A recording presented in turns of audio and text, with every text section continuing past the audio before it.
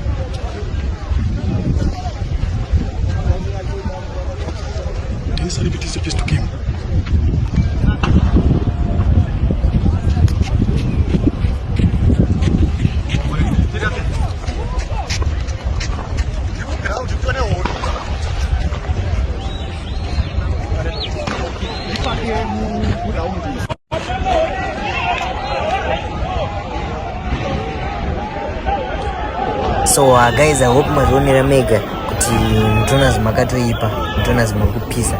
So kana ungari munyowani panapa, consider subscribing to our channel, obva waisa like, obva waita share, obva waisiya comment, so that hauzojambwe patinouya nezvimwe zvanhu zvenyowani.